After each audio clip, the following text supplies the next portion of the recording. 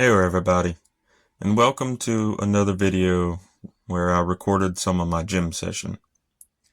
So during this session I did a variety of exercises, and some of them were hit or miss in terms of their success. The first one I decided to do was some like crunches, or rather sit-ups, with a 8-pound or 9-pound ball. Turned out to be moderately successful. I typically do not use this machine that much due to the fact that getting my left leg, as you can see here, into the proper slot safely is a bit of a nuisance. And dismounting can be a pain sometimes. Not all the time, but sometimes it can be a bit of a nuisance. Also, sorry for my voice. I think I might be coming down with something. Maybe, maybe not. But I feel kind of raspy today. But this exercise started out relatively easy. I was trying to get as full range of motion as possible on these sit-ups, and I was trying to keep my legs from twitching at all. So I think the first 10 were perfectly fine, but after that, it started to get really, really painful for the last few reps, which I can probably chalk up to the fact that I did not stretch before this exercise, and I always say, stretch before you do any type of intensive exercise. So that was on me this time. But the whole premise of this exercise is to try to keep your back as straight as possible while keeping the ball either straight in front of you or close to your chest.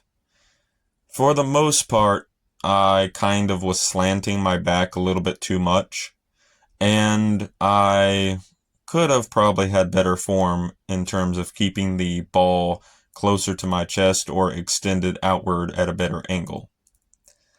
But starting with this exercise was probably the best bet because it did limber me up and the pain went away relatively quickly. Here you can see I'm starting to actually feel a little bit of pain. I also need to practice with extending myself downward at a better angle for an extended amount of time because I'll be honest, I'm not as flexible as I used to be.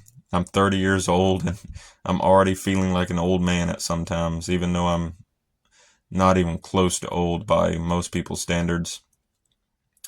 But I decided to end that exercise. I got a good rep range in and I was feeling really, really good and really bad at the same time. So, yeah, this exercise is pretty fun, I would say, but I don't do it enough to really critique myself fully, but I also don't do it enough to give advice on this exercise overall. But it is an exercise that I do suggest getting better at. But you could also use the machine behind this machine, which is probably a little bit safer. I find very few people that are relatively short use that machine, so take that with a grain of salt. Now, I guess I decided to move directly on with the pull-ups or whatever I think I'm about to do here. I think I'm about to do L formation, like lower crunches. Maybe. Well, crunches, actually, aren't crunches where you take your torso and you bend forward to your knees? I normally call these L sits because you're in an L formation and you're pretending to be sitting, hence the name L sits. But testing my grip right here, doing a little bit of stretching, make sure I don't like hurt myself. And yeah, also sorry for the sudden sharp turn into a different angle. I don't know why I decided to cut for this angle, but I did. And here is the L-sits I was talking about. The whole point is to keep your back completely straight, keep your arms at an angle shown here, and to use your abdominal strength, mostly your lower abdominal strength, to raise your legs up in an L fashion without having the shakes. So if you're constantly shaking at the torso or the arms, that is kind of bad form and isn't going to give you the results you really want. The entire point of this exercise, from my experience, is to get that lower abdominal strength going and to focus your core. So I'll do a set of these here and there. I will take rests because this is an exercise that I know can lead to injury if done incorrectly. And if my grip fails and I fall directly on that tiny little stool. And that hurts like a dickens, trust me. But decided to do another set. And I think, if I recall, yeah, I still have decent form. My back is still straight. You can tell that I'm not like wiggling, so to speak. So the front of my body is stable and I'm only moving my lower abdomen and my legs. I believe at some point I do start to like get poor form on this, but maybe I didn't. Another thing is you're not supposed to swing your legs. So if you swing your legs up and then swing your legs back down, that isn't going to work as well, if at all. The whole point of that is to keep your core as tight as possible and to activate your lower abdominal muscles. And sometimes I get a good stretch in my legs, but not all the time. It also helps with my lower back, strangely enough. I feel like it's relieving tension and it's overall just giving me a better, like, well, how should I put this? Relief? It's relieving my tension more? I don't know. Also, here's my pathetic pull-up attempts. As you can see, this is the reason I don't normally do like wide grip pull-ups, is because the right arm is tremendously stronger in most regard compared to my left arm, so it vastly overcompensates to the point where I'm pulling one side of my body up and I'm leaving the other side hanging, which is why I prefer reverse grip pull-ups over wide grip for now. I will do wide grip in the future, but until I get my right arm, especially the upper like corner of my back for the left arm. I said right arm, didn't I? Oh dear me. Grammatical errors aplenty. But until I get my left arm stronger, especially in the upper back where my shoulder blade and my actual shoulder join together, the ball joint, so to speak. Until I get that area stronger, I feel like it's safer just to do a few wide grip pull-ups and not try to overextend myself to the point where I may get injured. The good old bench press. Also, see that big ass hole in the bench press right there?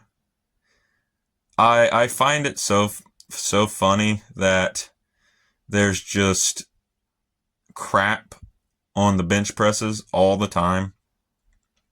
Mostly at night, because I come to the gym around 2 o'clock in the morning or around maybe 3:30 in the afternoon. If I go at 3:30, I will typically go for about 45 to 35 minutes with a extremely intensive workout.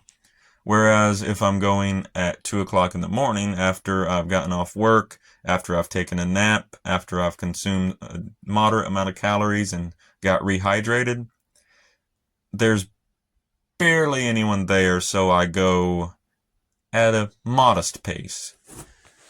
I don't go all out, but I don't slack in certain areas either. But here I am setting up a incline bench. Please tell me I actually bothered cleaning that spot off. That spot is annoying me. Oh, past me, woe is life or something. I don't know. But anyway. No, I did not. Shame on me. Shame on me. Actually, I think that's just a hole from where people rub against it so much. I actually don't understand how people can destroy gym equipment so fast when the gym owner does replace quite a bit of equipment ever so often. But back to the workout. As you can see, I am controlling the weight to the best of my abilities. That is the whole point of why I want to do weightlifting. I want to be able to control the weight. I don't want to go too fast and I don't want to go too slow, because if you go too fast, you do build endurance, but you typically will not build muscle. Also, someone below in the comments, if you want, count how many times I say typically, because I overuse that word quite a bit. But here I am trying to control the weight so that both the left arm and the right arm are relatively even. I'm semi-successful in this endeavor, but overall, I think I did pretty well on this set.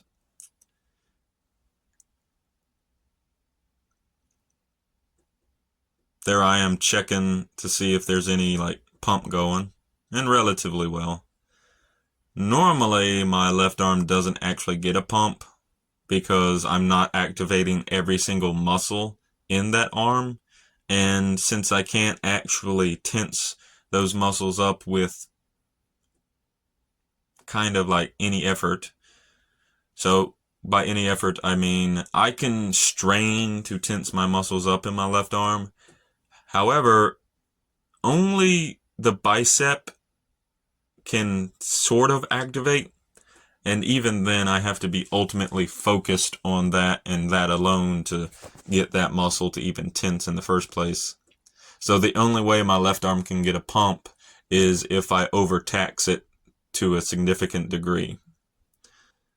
So normally you will not see a pump in the left arm, but you will see a pump in the right arm substantially. But here I am loading another set of plates. So, a little history about me and the incline bench press.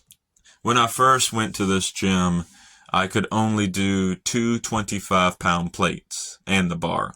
And I could only do, I think I could do 10 reps. I have that video cataloged in my phone, but I want to get permission from the person who spotted me before I post it. And if I get permission from him, he's a great dude. He'd probably say yes, but I want permission from him before I post it.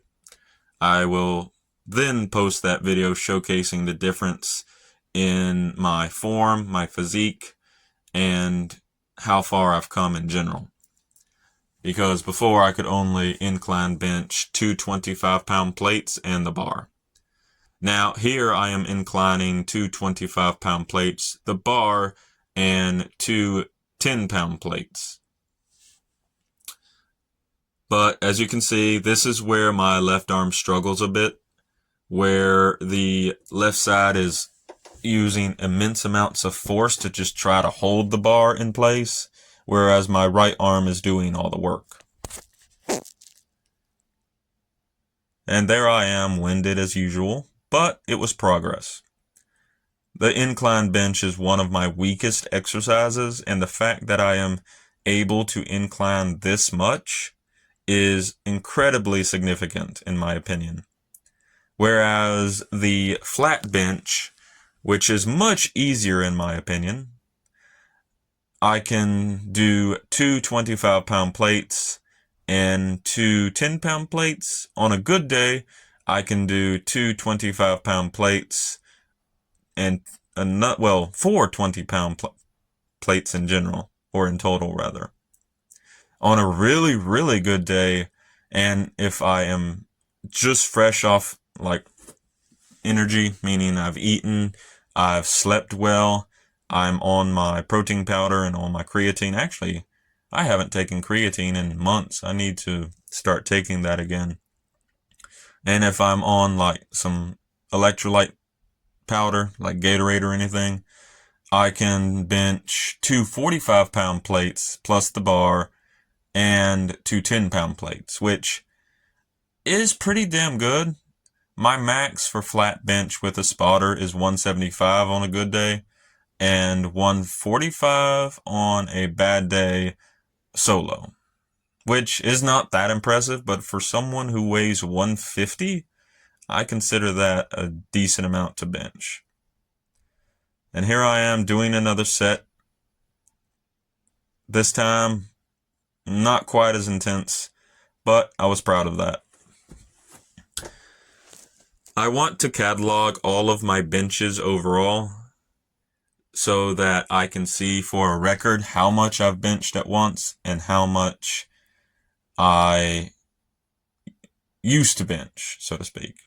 So you'll probably see more benching videos on the channel, probably only like 2 to 3 minutes long, just to see how much I can bench and if I still can bench a certain amount of weight and how far I've come. Because 175 on flat bench, in my opinion, is pretty good for a person who weighs 150 on average. And how much was that? What, two 25-pound plates, two 10-pound plates, and I think I added another 10-pound for incline bench. So that amount of weight for incline bench for me is phenomenal. I'm not trying to be able to incline bench 175. I'll be happy with going 150 on the incline bench, to be honest.